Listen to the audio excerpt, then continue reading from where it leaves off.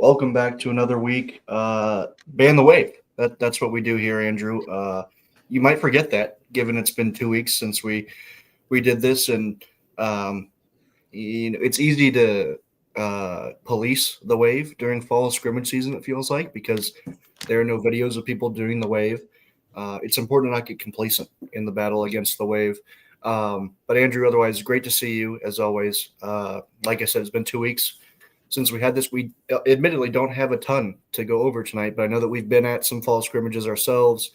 It feels like every program who participates in a fall scrimmage has at least thought about doing one at this point. I feel like that most programs have engaged in that for the most part. I think just depending on when you open that practice window depends on when you actually play. I know LSU, for example, has not played a scrimmage yet, but you can see videos and pictures of them practicing and what have you. Maybe not the inter versus inter squad scrimmage, but the intra squad scrimmages are fired up for them. So, yeah, Andrew, we'll just see because we talked just before we started here.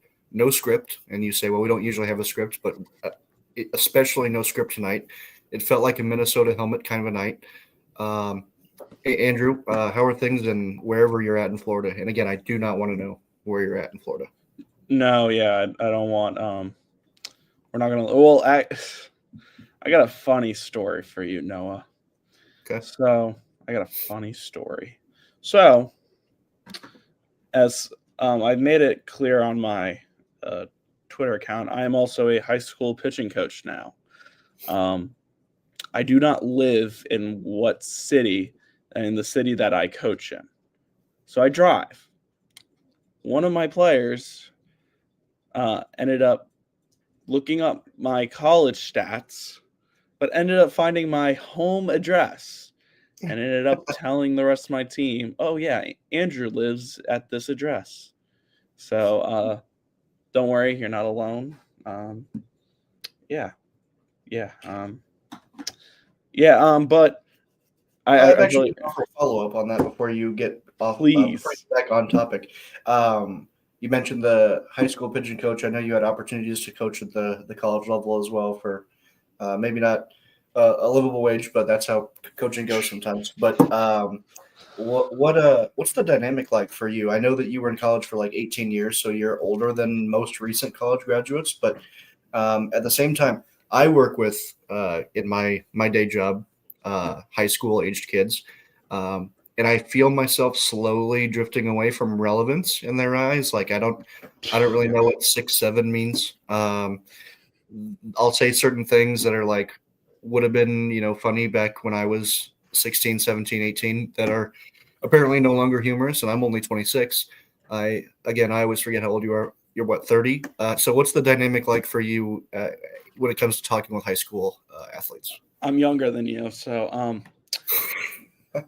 I mean, it's weird because it's like, as you saw today, I posted a couple high school commits, and then it's like I'm also coaching high school, so I got to keep on reminding myself, oh, these are high schoolers, not college kids. So, I got to remind myself that these kids are not as mature as most college programs, but that's why I get to be there. That's why I get to coach them. I get to help develop them and hopefully send them off to good 4-year schools. So if any D1 coaches are looking for any players, please hit me up. But yeah, I mean, it's been fun. It's weird. It's definitely weird because a bunch of these kids are about to go off college and I just finished college. So I got 2 degrees in college. So it's not like I just, messed around there for 6 years. So yeah. Yeah, well, I hope when you go to school for 6 years, they give you 2 degrees just for showing up. But I know you had to work hard for those, so good for you. We majored in the same thing, Noah, so we definitely worked so hard. Do you find it difficult coaching kids who probably throw harder than you? Whoa. None of them have thrown harder than what I've topped out at before. So Okay. Well, I'm glad we were able to check in on that.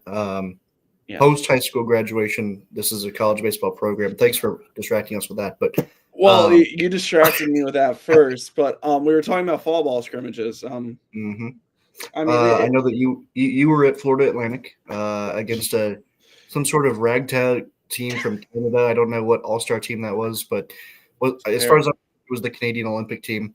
Not even close. Experience like in Boca Raton. I mean, I think FAU's I think the Americans can be very talented this year. I didn't think FAU got to play the best opponent. I mean, so this last week, it just wrapped up today, was the WWBA. It's the biggest event Perfect Game runs. So this team was there to play in the WWBA, but they also scrimmaged FAU on that Wednesday. And let me tell you, I sat there because Penn State also did the same thing. They scrimmaged Team Ontario, and I was sitting there. I'm like, what good is this going to do for FAU? FAU is going to scrimmage Miami this week. Now that's a valuable opponent. But I was very impressed with FAU. I'm gonna go to my notes before I start rambling off about FAU because there's a lot of good from what I've seen. I've been talking to some of the coaches, some of the staff. This is a team that lost their Friday night starter and Trey Beard, their star outfielder Jake Dewar. He goes to Texas A&M. Trey Beard went to FSU, and then MJ Bollinger, their closer, he ends up transferring to Texas A&M too. But they return a lot of kids. They return their starting catcher, their middle infield, their key leadoff hitter, Marshall Lipsy. And Marshall didn't play from what I saw. So I'm hoping – and James Littman. James Littman will probably be their Friday night guy this year. They return a lot of good pieces. They promoted Hunter Cooley to their full-time pitching coach job. And then Coach McCormack, he's been doing this for 20 years, or not even 20 years, 30 years.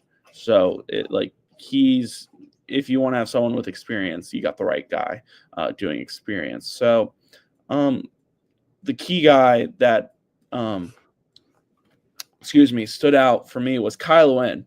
Freshman, came in, had some really good at-bats. One of them happened to go over the center field wall for a grand slam. Deepest part of the ballpark. I thought he looked very good. He looked pretty settled in. He didn't look like he was trying to do too much. Didn't look like he was trying to overpower anything. Even the pitching they faced wasn't the most it wasn't the best pitching they faced. They were facing guys that were throwing low to mid 80s. FAU looked really good offensively, and then pitching. I think they have some very good pieces. Each guy threw one inning, but I'm looking more towards to this weekend against Miami because Miami is an early favorite in the ACC, according to expert Monty Taylor. So I'm looking forward to seeing how this Miami team handles some different looks from an FAU pitching staff that is scrappy. They're going to get ahead of you. They're going to try and pitch backwards and not like how usual Power 4 teams pitch. Yeah, that's it's interesting how many scrimmages that you get in kind of your backyard. Again, I have no idea where you live. So the entire state of Florida is pretty much all one big neighborhood, according to my distance in Omaha. One big swamp. It's one big swamp. Yes. Yep. The humidity and all that. It was funny. I don't know what it was. I think it might have been the football on the TV combined with the voice of Chris Fowler because they got the doubleheader with Monday Night Tonight. I had that right on before this. And something about just walking around, and I was a little bit chilly. I got the sweatshirt on. It feels like winter time. I don't know what it was. I watched a little baseball, and all of a sudden we forwarded in the future 3 months. But you don't get that. You don't understand winter in Florida. Does it upset you that you'll never see snow again? I saw snow in January. It snowed in New Orleans. That was a very different state. Humidity's still there, I'll give you that, but a very different state in Florida. You have seen your last snowflake. No, I'm from New York too, so yeah. I will say this: you are wearing a sweater of a school that does not have a baseball team. Undefeated since 2001. 24 years in a row, haven't lost a game, and nobody ever talks about them. Andrew, I'm glad that's a perfect segue. I was at, of course, the Kansas versus Bradley scrimmage just on Saturday. Both coaching staffs were nice enough to play 18 innings with a 30-minute break. It started at 1 o'clock, and I got home around 12:30 in the morning. Helps when I'm 3 hours away from Hoagland Ballpark, or Hoagland, I should say. But not exactly a quick turnaround for me, which was interesting. But saw pretty much all the Jayhawks. It felt like everybody got a run. At the end of the day, I went through and marked up my roster and put a tally next to everybody who played. I don't have that exactly in front of me, but I have their electronic roster. And just some observations. I go down the roster, really. David Hogg made a couple nice plays in the field. He hit a home run. The LSU transfer. Tyson LeBlanc made a very nice play at shortstop. I'm literally going to go one by one, Andrew. So if at one point you get tired of hearing about Kansas, you just go ahead and shoot me in the head. Landon Lozier, I know that he did something in the second game. I can't quite remember what it was, but he made an appearance, and I could note that. Max Solis had a very nice day offensively. I think he might have led Kansas in hits. Don't quote me on that, but he hit the ball hard every time he was up there. I will say with Max, there were a few times I looked at him running on the base paths, and I thought, you got to be a little bit more dialed in. But that's a catcher who was in the portal, and he was out of the portal, and now he's back at Kansas. Tyson Owens is a hustle guy. If you like speed on the base paths for the Jayhawks, he's somebody who you could see in pinch running situations if he doesn't find his way into the lineup. I don't know what his future is in the team. He's only a sophomore. A lot of sophomores in Lawrence this year. But at minimum, he's going to be somebody who you do not want. Maybe you're up by one, it's the 8th inning, and you let somebody slower get on base. Tyson Owens is not somebody you're looking forward to seeing on first base as a pinch runner. Colin Guerra made a couple nice plays at short, I believe. Quality infielder, again, another sophomore, also hit the ball pretty well. Dylan Schlotterbeck is one of the players I walked away most impressed with. In my opinion, he has third base locked down, but I know that there's some people knocking on that door. Plays a very good third, hits the ball really well. Cade Baldridge in center was outstanding. He had a throw that was one of the better throws I've ever seen, and he nailed the runner at third, but the umpire called him safe. I don't understand how you can be in a fall scrimmage and as an umpire not call outs on any 50-50 call. Like, we're all trying to leave. It is 18 innings. You should be in a hurry to make outs. But this guy was like, no, I'm going to call him safe. I think he got it wrong, and so did the coaching staff. Savion Flowers, big frame. Really, really like watching him. I don't think he did anything necessarily stand out, either offensively or defensively, but I really like how he looks. He reminds me a lot of Kansas State's freshman whose name is escaping me from Lincoln. Now he's a sophomore. Just very tall. He's 6'2", 200, but he looks more like 6'5". Really impressed just with his look. Daniel Lopez came in and pitched an inning, and he was probably the hardest throwing Kansas pitcher, 96 miles an hour, electric. If you watched Kansas last year and you saw Cooper Moore with his emotion, Daniel Lopez is going to provide that emotion, it would appear, just because of how animated he got in a fall ball game. Normally, fall ball guys are, I should say, energetic guys, even in the fall, are pretty well kept. Daniel was pretty fired up heading back to the dugout after a strikeout. Dom Vagley, it's a famous Dan Fitzgerald quote that Dom was Dom and Dom was Dom. Two innings, I think he got 4 punchies, got up to 95. He can certainly throw harder than that, but he did not play any summer ball this year, so that was his first versus another team work in a couple months. Frankie Santiago Rivera came in. He had a couple of hard hit balls. He played in the second game. The second game was pretty much guys who you think are not necessarily winning their position battles right now. That's how I interpreted it. But there were a lot of good things. They actually scored more runs in the second game. So he played a piece in that with a couple of quality ABs. Josh Dykoff was somebody I was really excited to see. He looks like a two-way guy for Kansas, and Fitzgerald confirmed that he will be that guy. The question is, how much will he be pitching? Because he didn't pitch much last year, so they say. But Dykoff hits the ball really hard. I was about to ask about him, actually. Yeah. Yeah. Well, there you go, Drew. He's an exciting player. He's tall himself. Again, the roster says 6'1". I don't know how accurate that is, but I like his. He looks pretty tall. I was actually just going through because you sent me the analytical page earlier about Mason Cook. Mm-hmm. And I was just scrolling through it, and they have a video of Dykoff throwing a bullpen, and he looks like tower. Like, he's a two-way. So yes. he looks not towering, but he looks built very well. And then Jordan Bach. Yep. The grad transfer from Canada, he was at Southern Illinois this past year. He's been raking in the fall too. Sorry, I kind of just took over for your. No, you are good. I'm sure I have a few more guys to mention on the roster, but Jordan Bach was the player who impressed me the most.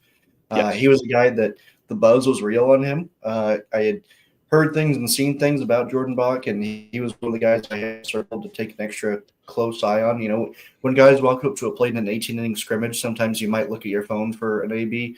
I wasn't going to miss any of his. He hit a leadoff homer. He had a double at another point.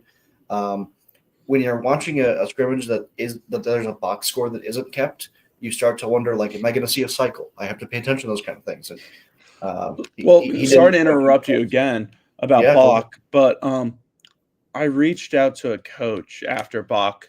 I reached out to a coach in the OVC and up in that Illinois area. I asked him about Bach because, like, seeing someone go from Southern Illinois to the Big 12 in Kansas, like you got to think this kid's really special. I reached out to a couple of coaches in Illinois, and they said, like, Fitz got his hand on a good one. Like, this is going to be a gem. Like, if there's a Big 12, or no, there is a Big 12 newcomer of the year, like, Jordan Bach is probably the front runner for that award in my head right now. And that's not me just like trying to overthink things. That's like the hype that I've just heard with Jordan Bach. Yeah, he impressed me quite a bit. It's usually in a fall scrimmage, it takes everybody a second to get loose. Obviously, it's not their first time swinging a bat. They do practice and they do have scrimmages against themselves. But when you have a real opponent, live pitching, a guy that theoretically could throw it at you intentionally or not, there's those nerves. Not him. Leadoff home run, which speaks a lot. And like I said, the buzz on him was real. Great hustle too. He's not just power. He's got some speed to him too. And he looks tall too. Yep. What did they say? There's quite a bit of height on this Kansas team.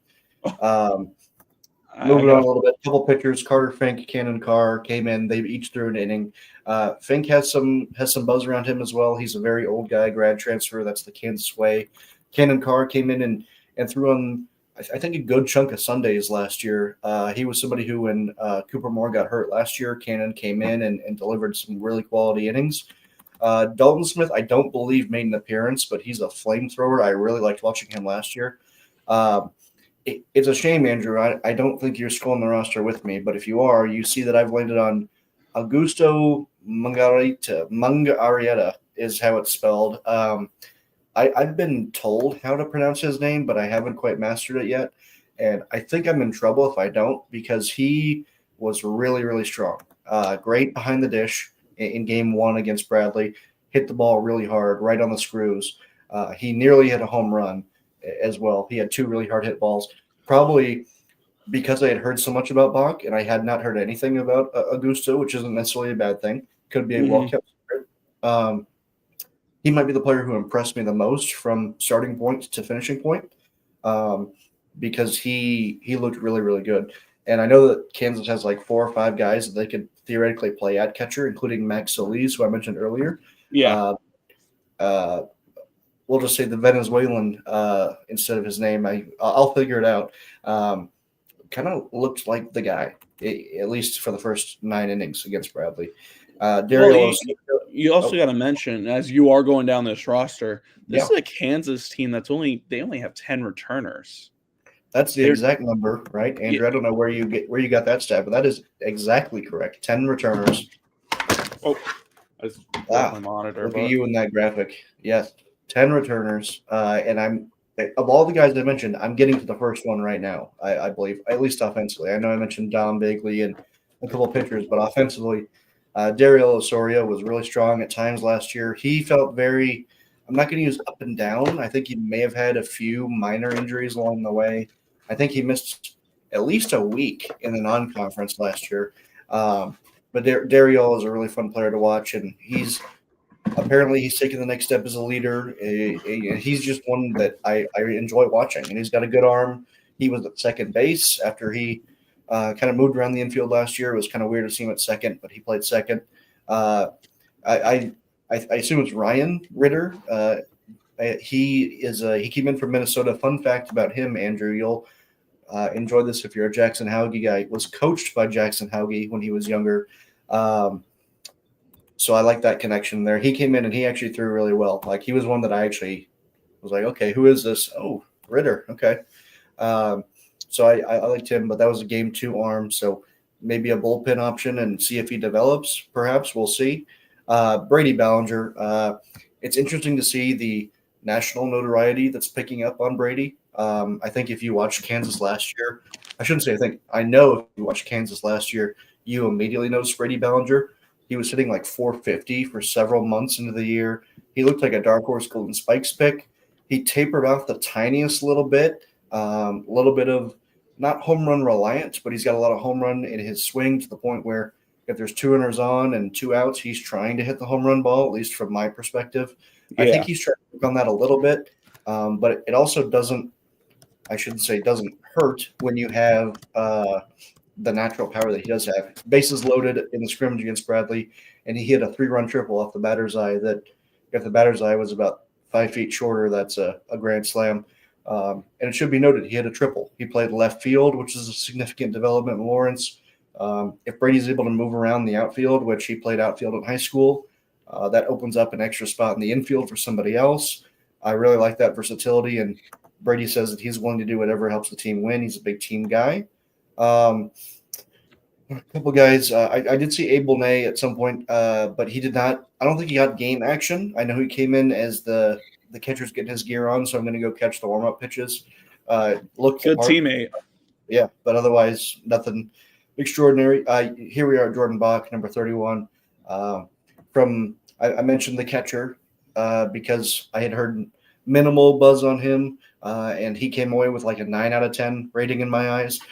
Jordan Bach already started at like a 7 and then finished at like a 9.5. Mm-hmm. So he still gets credit for being really, really good, but I kind of knew that was coming, and he impressed me. So that speaks for itself.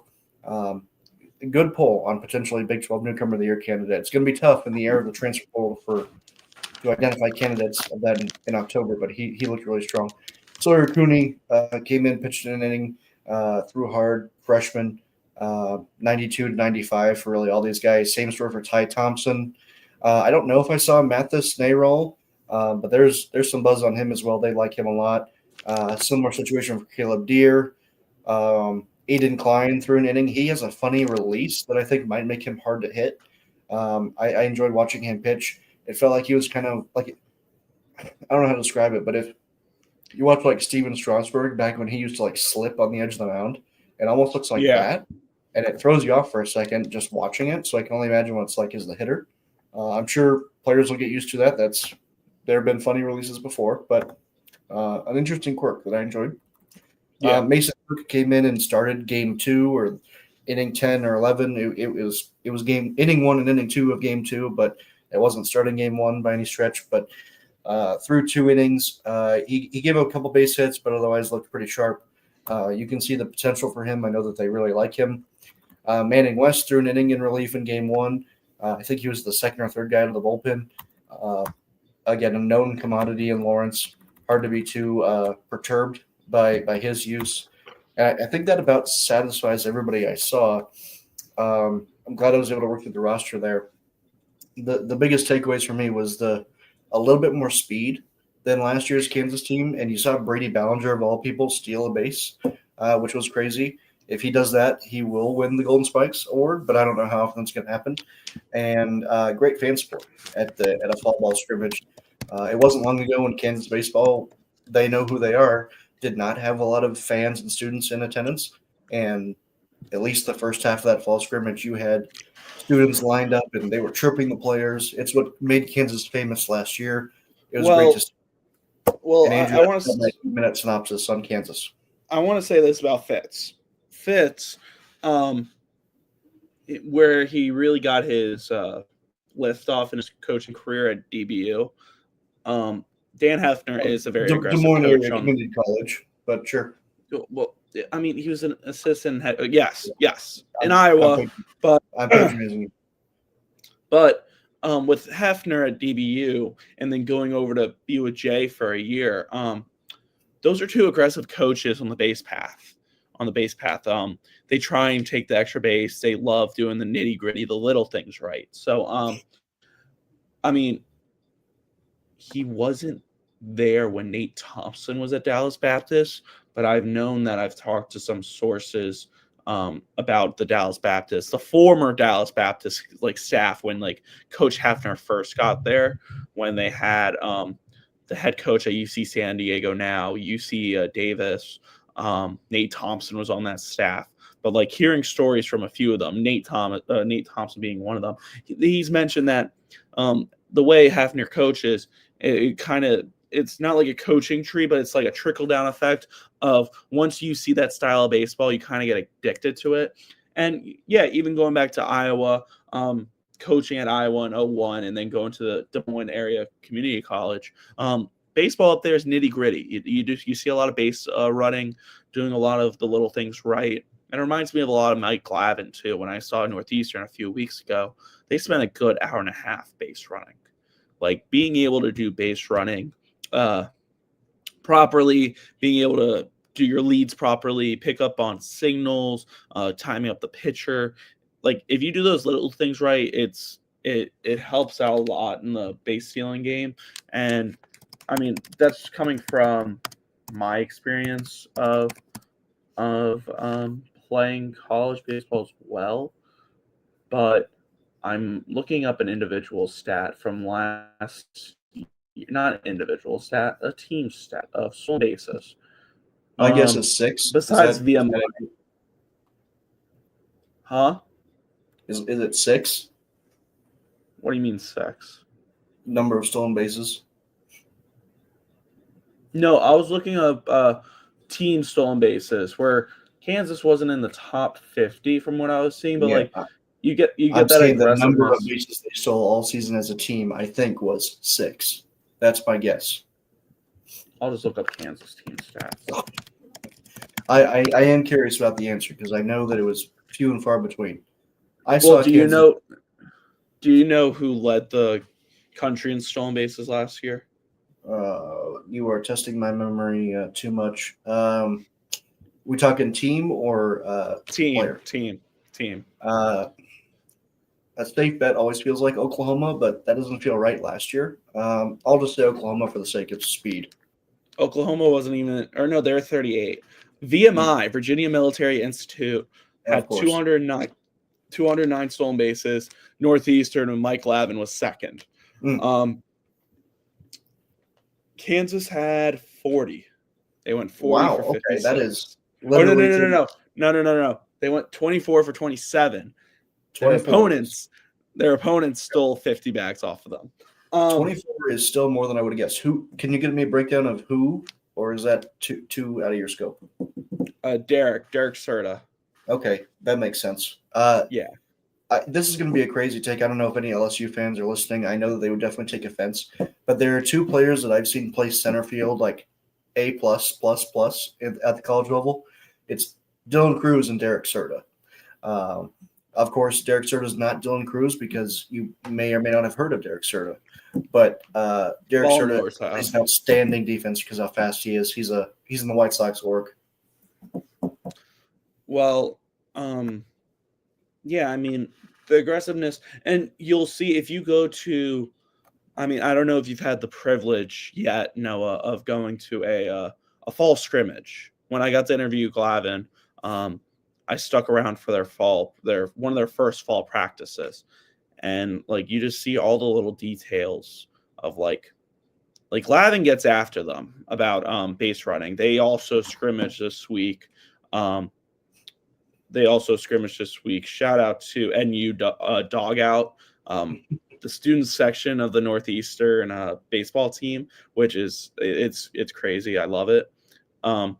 They scrimmaged UMass Lowell last weekend, and we finally got their first look of some key transfers.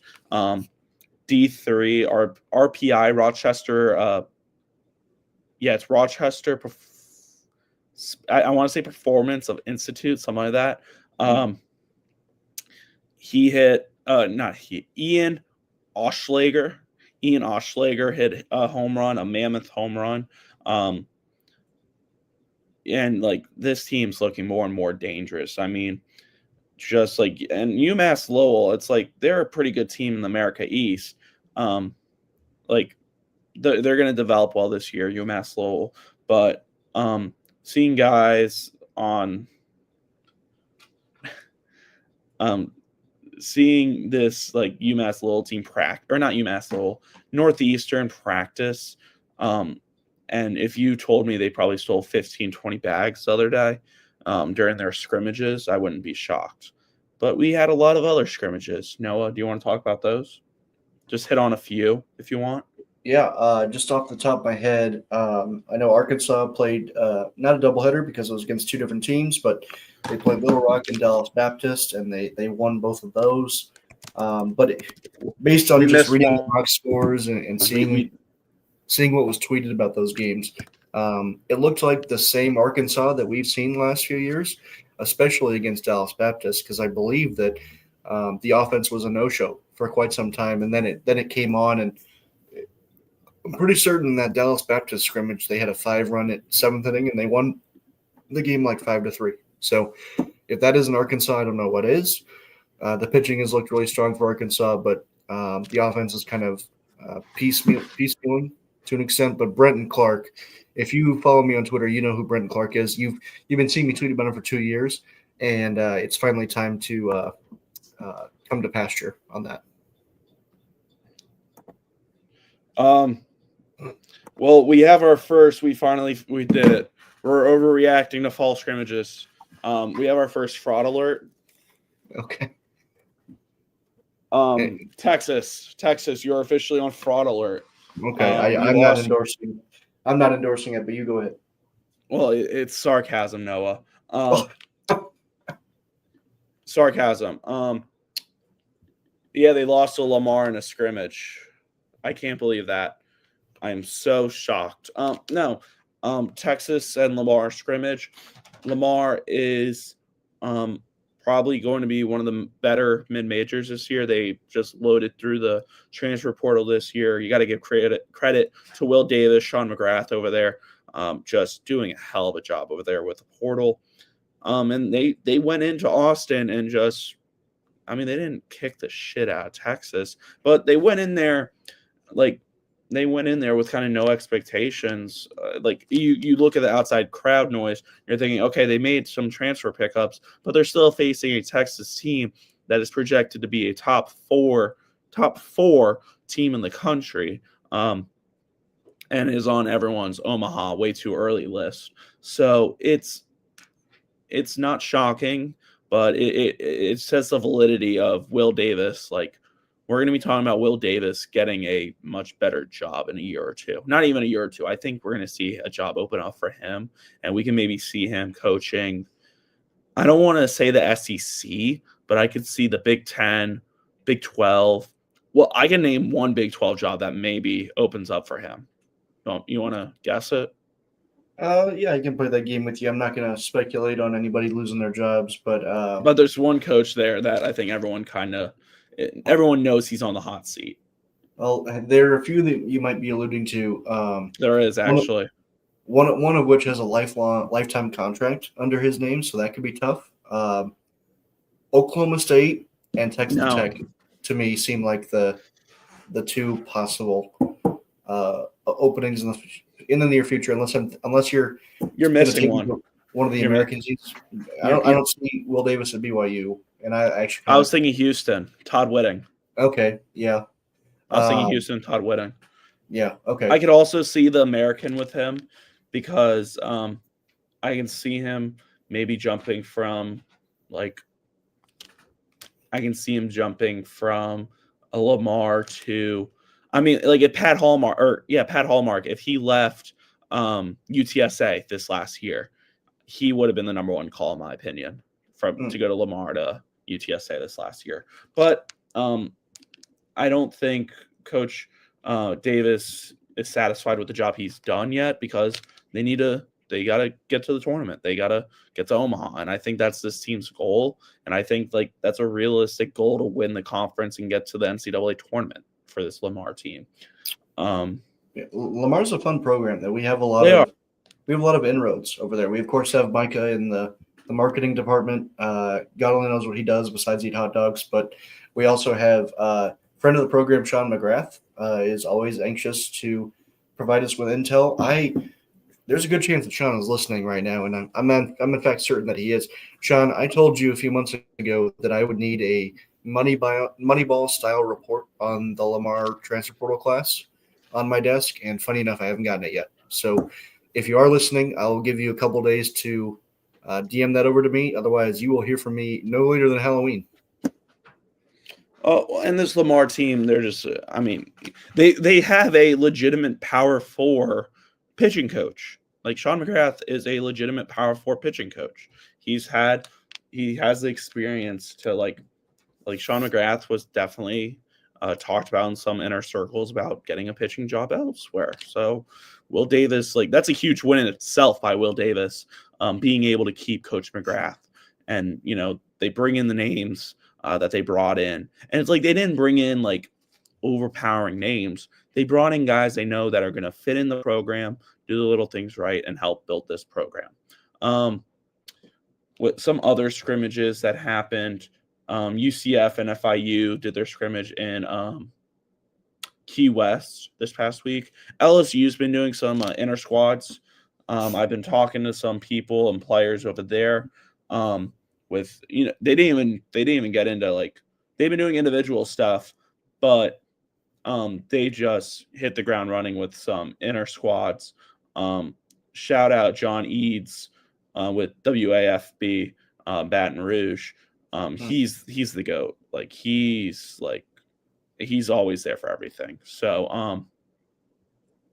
I'll actually be in Baton Rouge. A little teaser for the next 2 weeks. I'll be in Baton Rouge and Louisiana again next weekend. I'm going to go see Tulane and LSU. I got to reach out to Tulane actually, but I got some cool stuff. Next week, LSU's getting their championship rings. Jay Johnson got his wish. Texas A&M and LSU are playing at 6:30 next week. I would ask you this, Andrew. How has LSU ever not played the night game? That was such an obnoxious request, and Jay knows it. No, because LSU, I went to 3 games last year for LSU. One of the games I went to was the worst game ever. LSU and UCLA. That game was a 2:30 kickoff. A 2:30 kickoff, and it was 110 degrees out there. So, enough of that. We're going to talk about some of the key aspects of what I've been seeing and hearing from LSU. The big one, in my opinion, is Devin Sheeran. He's the transfer from Mount St. Mary's. He's this big 6'8" kid that just did not throw last year. He tore his ACL, came in, rehabbed it. There was discussion of him maybe throwing at the end of last year. They end up shutting him down. He ends up going to the Cape Cod League, dominates out there. This is a kid that's probably going to be 95, 97 in the fall, but he'll build up to a point where he can probably be back to 96, 99 by the springtime. I'm not going to try and set my sights too high, but obviously we had the big news last week reported by Kendall Rogers, a very big scoop of, if you follow LSU, you probably knew this was coming. Derek Curiel is moving to center field this spring. Jay Johnson confirmed it, saying this was going to happen with or without Chris Stanfield. It's a win-win decision in my opinion, because both Curiel and Stanfield both play very good defense, and I mean, you get to have both of them back for another year. That's just a huge win for the program, for the culture. Chris Stanfield, Derek Curiel, 2 of the nicest guys I've ever been able to interview and talk to. But this is a very heavy LSU transfer portal class as well. You actually sent me a photo of Zach York, the Grand Canyon transfer. That guy is a hoss.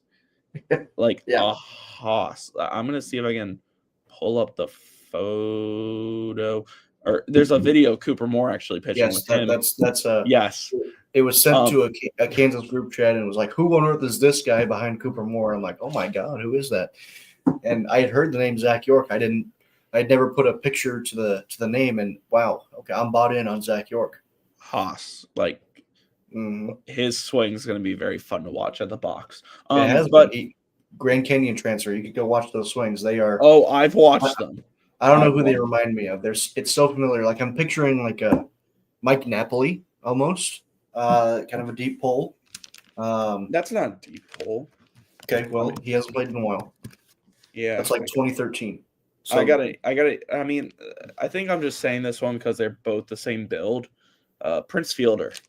yeah, Prince that one's Fielder. a little easier. And Yeah, Alex Day, resident LSU fan, did text me that too. So you are not the only one to say. I'm glad that me and Alex are on the same page about that. Cooper Moore, he's in contention for the Friday night spot for LSU.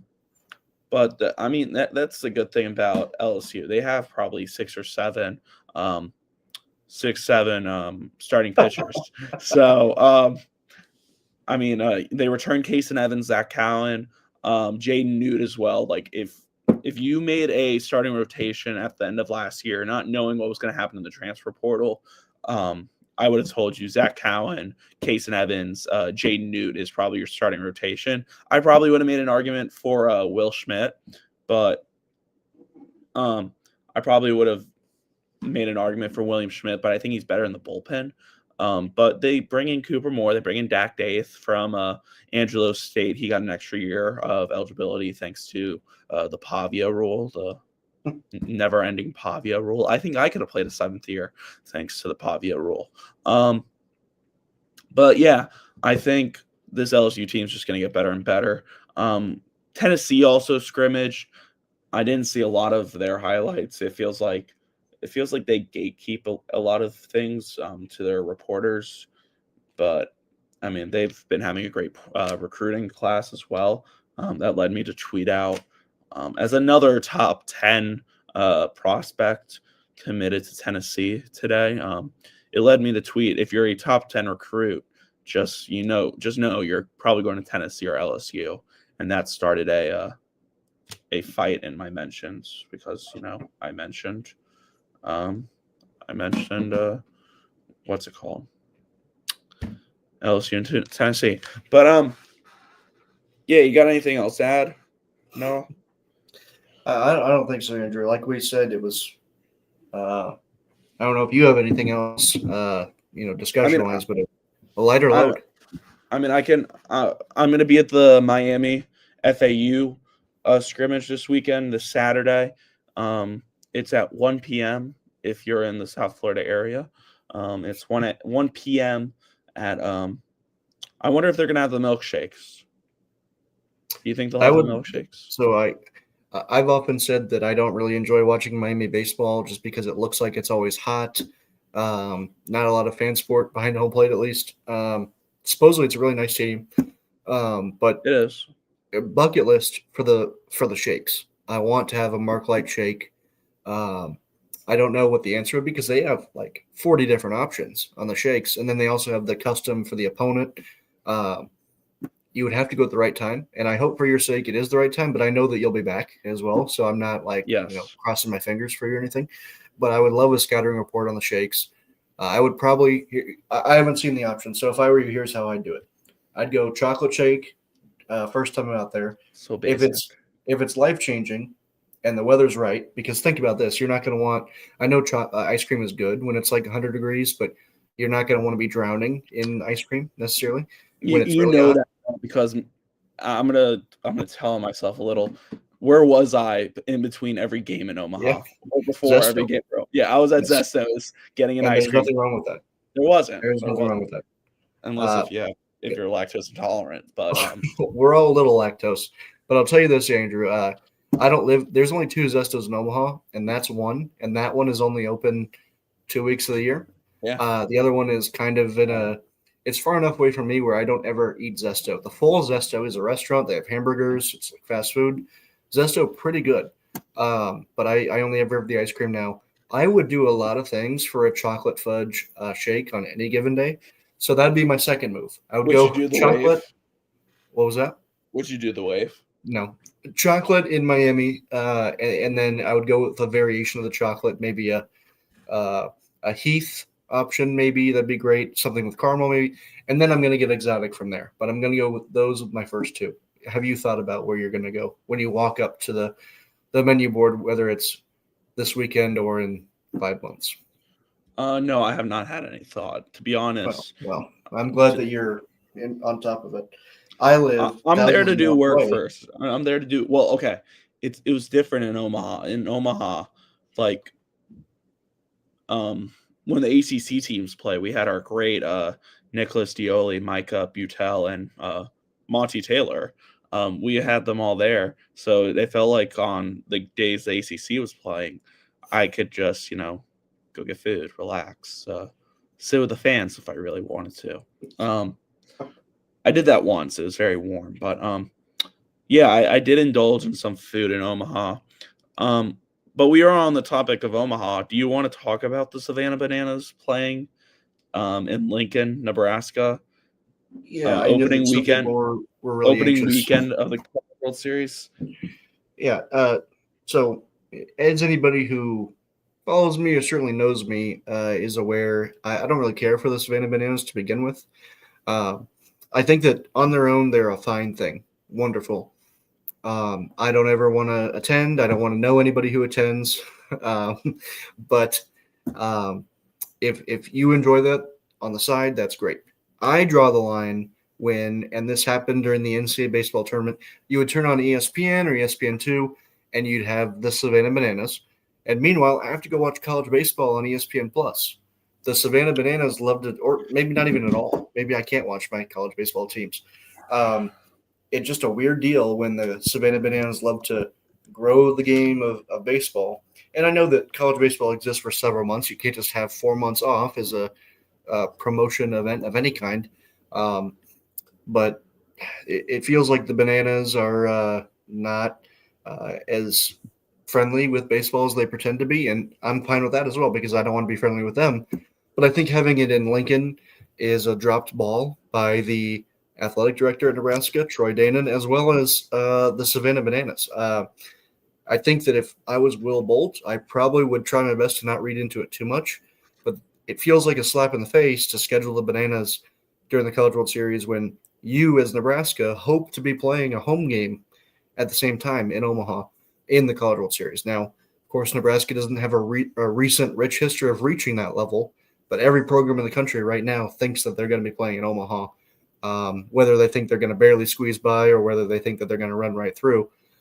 So I wouldn't be happy with that if I was the head coach at Nebraska. But at the same time, it's also still an event in Omaha that everybody in the state points to and says that's the premier event of the summer. And the timing of it is just bad.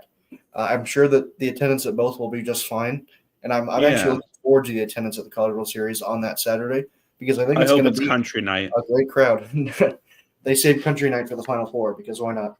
But opening weekend is always a great crowd. That's not going to go away. Yeah. The Bananas seem to always get a great crowd. That's not going to go away. But it just feels disingenuous. And I hope Nebraska reaches the College World Series, plays on Saturday, and nobody goes to the Bananas. I think that'd be hilarious. So this is the point I want to make because you brought up how the Savannah Bananas are on ESPN2 during the national tournament. ESPN owns the right to nearly every college baseball team except Flow Sports, the shit show they have over there. So Flow Sports has the right to nothing right now, for the record. Well, okay, but they'll which is good news. I wasn't reading on you. So ESPN just released a month ago now. ESPN Unlimited. Do you know how much it costs a month for ESPN Unlimited? Which is essentially just ESPN Plus. It's different. I have ESPN Plus, which is still too expensive at $12.99.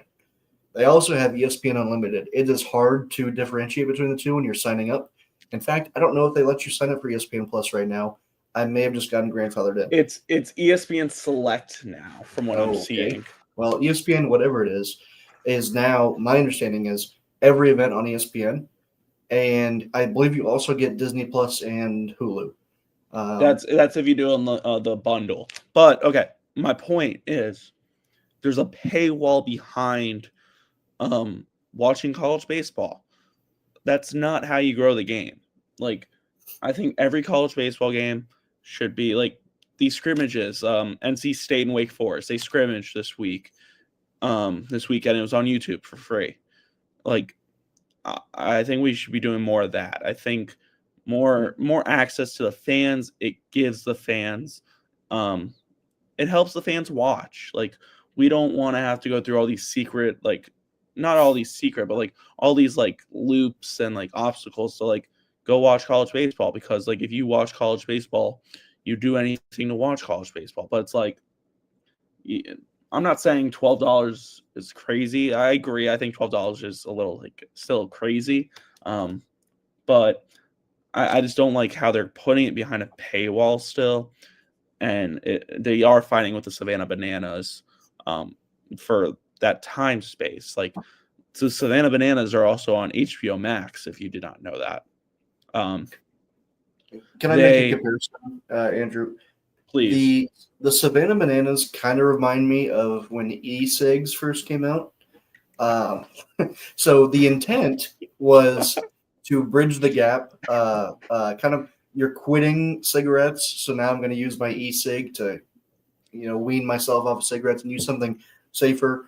And then eventually I'm not going to use anything at all. I think that was the original intent.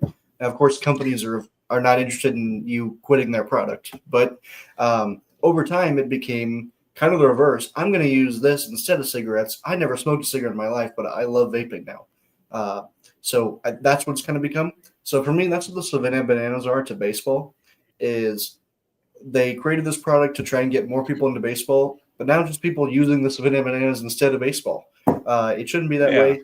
And the Bananas are now operating against baseball, it seems like at times. So I like that comparison of the Savannah Bananas are vapes and baseball is good old-fashioned cigarettes. My second point is I do not like Troy Dannen.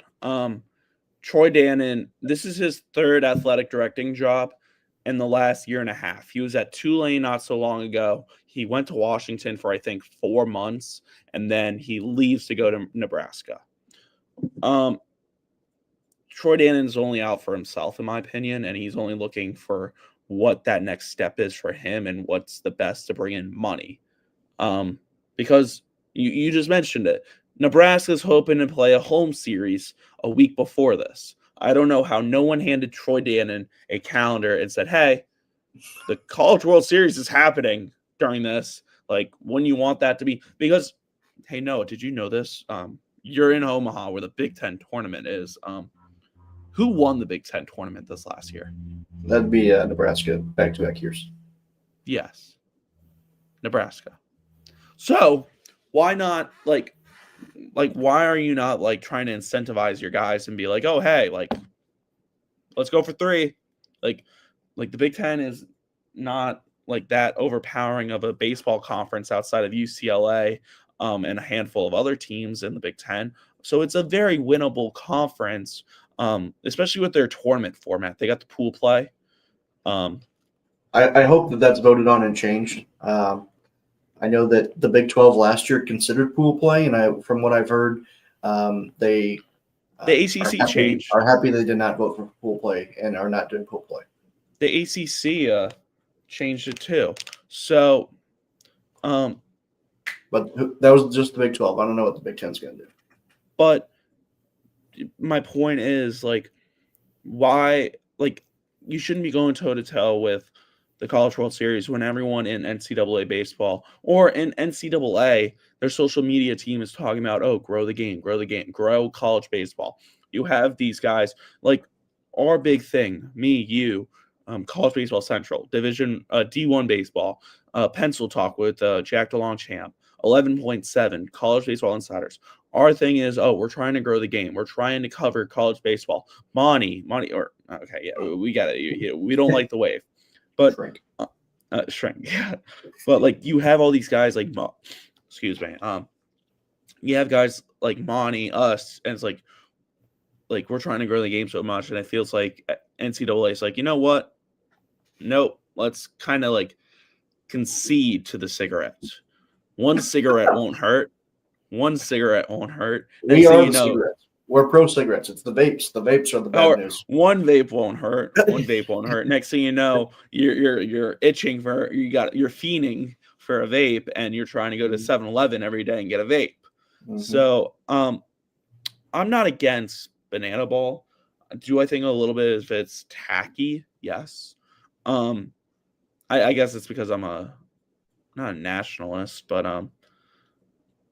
I'm a what's supremacist. Not a supremacist.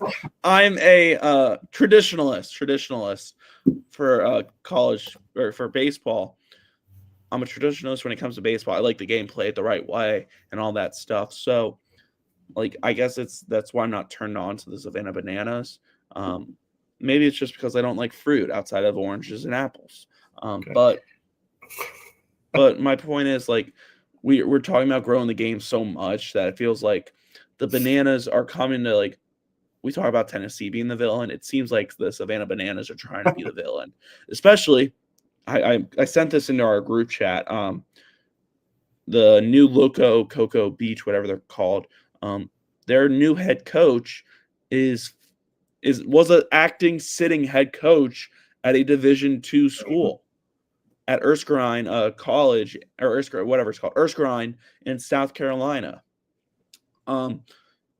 They're rolling with co-head coaches now. So my question was, no one responded to it, but my question was, like, what's a better job, like coaching in the Savannah Bananas League or coaching like college baseball? Well, the interesting piece of that is that my immediate reaction is college baseball doesn't go out of business. The Bananas could tomorrow, but here we are talking about cutting programs. Yeah. So if you're going to say that this whole grand scheme is the Bananas are undercutting college baseball, if coaches are leaving college baseball to go coach a Banana affiliate, it sounds like it's the NCAA who's dropping the ball. There's an interesting twist. Yes and no. Well, we did see with what school was it? It wasn't Boston College. It was UMass, University of Massachusetts. Their head coach just left. I get it. It's a small D1, but he just left a D1 program to go coach at a D3 school. D3 schools do not give out athletic scholarships. Like NCAA, like we can talk about it still. Like we can go on for a whole nother hour right now and talk about the NCAA and how they've been dropping the ball on scholarships, on eligibility years, on NIL. I still try and talk to NCAA guys about certain like guys because Alberto Osuna, what is he doing this year? No one has heard. He was technically allowed to play this year. He was technically supposed to play this year, but we're getting D2 guys like being able to have one more year. It makes little to no sense. I'm so confused on the path we're going on for like college sports right now, especially since you got a snitch line now. Like how bad, like how bad has the NCAA's got to be that you got to make a snitch line? And if the NCAA is hiring, I would love to work for the snitch line. That'd be hilarious to be hearing some of these reports because I hear reports about it almost every week during the summer. I was hearing about, this program's trying to tamper with this player. This program trying to tamper with this player. And I finally got one confirmed to me. But it was like, it's like what the NCAA doesn't even know what they're doing. Like Josh Pate jokes about it, or not jokes about it. Like he talks about it the best, I think, with like needing a commissioner for these sports. And like, this is my vote for Josh Pate for college football commissioner. But like, it also doesn't help when you have Power 4 schools commissioners meeting with themselves and trying to like overtell or not overtell, like just try and like kick the like smaller mid majors out, like keep them from the room where it's happening. So, yeah, that's my little rant. I will say, Andrew, that the college baseball. So overarchingly, it feels like the NCAA works in like imagine if college baseball tomorrow turns into college sports central, and we now have to divide the calendar year based on the sports, and we can't really pay attention to another sport until one sport's over. So you have football that goes until January, and then you have college baseball that starts in February, but you also have college basketball during that time. So you can't really care about college baseball until college basketball is done. It feels like the NCAA operates one sport at a time and doesn't really care about the next sport until the other sport before it is completely over with. But it feels like college baseball itself has developed I shouldn't say it feels like, they're developing some sort of entity. They called it a committee, not to be confused with the selection committee, that there's going to be players involved with. The players are not announced yet. Coaches are involved. I don't know the details of any of it, but it feels like that's something significant because there's no way that the NCAA is going to give up enough power to a commissioner, nor do I think even Josh Pate. I've watched Josh Pate over the years go from a standing up for the little guy to an SEC shill. Everybody in the world has bias. So no matter who you put in charge, I think that selection committees are bad. I also think that the BCS system was flawed. Can't really say why, but there's always going to be a flaw. There's no perfect system, but I think a committee to at least enforce rules and things of that nature involving parties of all kinds is good. I'm gonna need a cigarette from this. I don't even smoke, so it's just like we try and be the voice and reason for this, and it's like it feels like no matter what, it's like because I'm not gonna say you're a big supporter of small school programs, but you have a comment on that or no? Yeah, I don't mind. I think you are wearing a Minnesota. I will say that comment. I'm not going to comment. Minnesota's won national championships, Drew. You better watch your mouth. But I'm going to sit and say that I support the growth of programs who invest in college baseball. I don't like West Virginia. It must be the one-off where they got lucky a year and then they don't do anything with it. But I like stories of programs who build a program and then get rewarded. Like Tennessee is a perfect example. Tennessee, of course, the SEC. They've won historically. But that was a program that was in the dumps, and then we've seen this quick rise. Think about a few years ago, you tweeted it. If you're a top player in your class, you're going to Tennessee or LSU right now. That was somewhat facetious, but it's also pretty true. What was that, 8 years ago? That was definitely not the case for Tennessee. So I love how they built a program. So no matter what level you're at, whether you're Tennessee or you're LSU Eunice in Division II, I support you starting and building something, and then building consistency as well. I'm surprised you know about LSU Eunice. That's about all I know. What is the name? Huh? Oh, that's all you know, the name. Yes. Yep. But 56-0 though, right? No, that was Shreveport. Oh, okay. But Eunice is a powerhouse too. But yeah, I mean, like. I was reading an article today about mid-major transfer portals like UCF and Rutgers. They're not mid-major programs, by the way. They're in the Big 10 and Big 12, if you didn't know that. Yeah, that's all I got to say. I just want to point that out. Okay. But you got anything else, Noah? I'm sorry. I went on that long tangent about Troy Dannon. I don't even think I finished my point. I think it's me just kind of being around Tulane as a whole these last years. We got to be around I got to be around Tulane a lot, so I got to see Troy Dannon's damage like in person. So talk about the matchup you're going to see here too late. I've already talked about. I am going to FAU Miami. Let's just get back to that. I'm going to FAU Miami this weekend. Noah, you're not going to see anyone this weekend? I don't believe this weekend. I don't think there's anything near me. I know that I'll be in 12 days, or it's now 11 days. It's now a 3 o'clock game. It was going to be Saturday. Whole mess. Kansas State. I'm now going to have to get out of work a little bit, but I'll find a way to go because I loved Kansas State last year as a scrimmage. It's always nice when you get not only Power 5 teams but also rivals. There's a little extra juice in there, and I got to get a look at the Wildcats because I really liked their freshman class last year. And in my world, where I live, players only get better; they do not regress at all. So I'm excited to see Kansas State look really, really good. Yeah, I'm going to see Miami and FAU this week. I'm going to go stop by Tulane and LSU next week. I'm going to try and I don't have a car next week. That's my only problem. I'll probably sit down. I'll probably try and talk with Coach Jay Ullman of Tulane and Coach Izio of Tulane.